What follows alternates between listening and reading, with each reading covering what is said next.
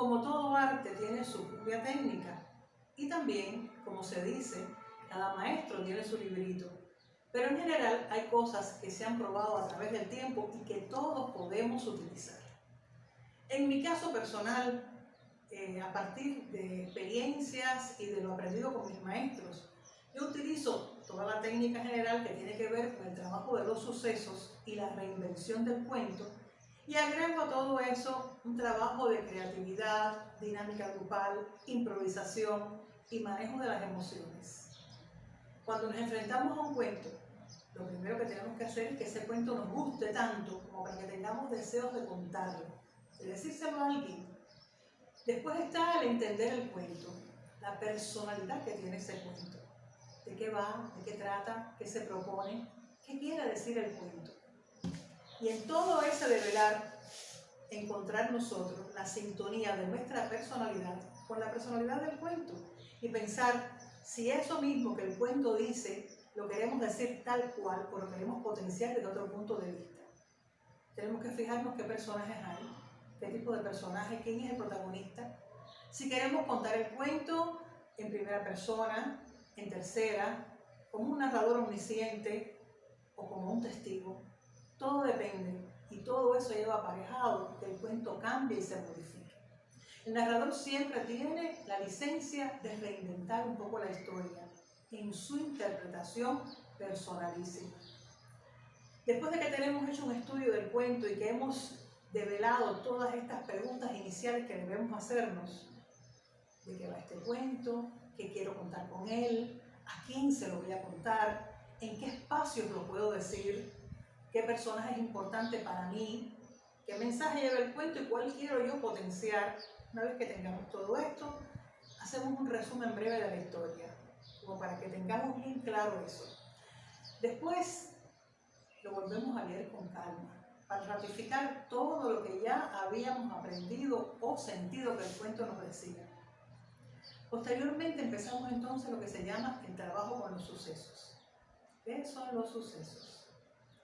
Son esos momentos cruciales donde el cuento avanza, donde la historia avanza. Esos hechos que no pueden faltar porque si no la historia no se entendería. Entonces empezamos a contar eso como un esqueleto sustancial que va a sostener la historia. Empezamos a quitar descripciones si no son importantes, no aportan a la historia como tal, diálogos, y vamos dejando y limpiando ese hilo conductor de sucesos importantes que no pueden faltar o no se entendería el cuento. Una vez que tenemos ese esqueleto listo, yo siempre lo digo, tenemos el cuento, ya lo sabemos. Una vez que sabemos qué va, qué suceso va detrás de otro, y cómo termina y cómo empieza, ya ese cuento es nuestro. Entonces empezamos un proceso inverso. Empezamos a vestir ese esqueleto. Volvemos a leer la historia original y empezamos a encontrar qué cosas adornan, embellecen esa historia que yo, como intérprete, no me quiero perder. Busco, por ejemplo, hacer una descripción importante, porque con ella se entiende mejor el momento, al personaje, a lo que pasa, y me apropio de ella. Es posible que haya un diálogo tan interesante que no puedo dejar de ponerlo. Y también es posible que el propio narrador proponga cosas de su creación para darle mayor intensidad o mayor veracidad a la historia.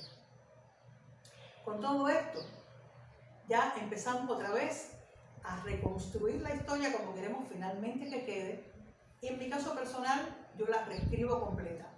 Me da seguridad el reescribir todo eso y tener una nueva versión del cuento, la que yo voy a contar.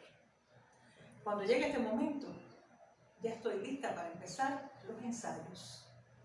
Empiezo a ensayar esa historia, a contármela primero a mí, que me gusta, a contarla primero a otras personas en un marco estrecho, hasta que estoy segura como para probarla con el público. Eso sí, también hay otro momento que puede o no ser utilizado por el narrador, y es la puesta en escena de esa historia.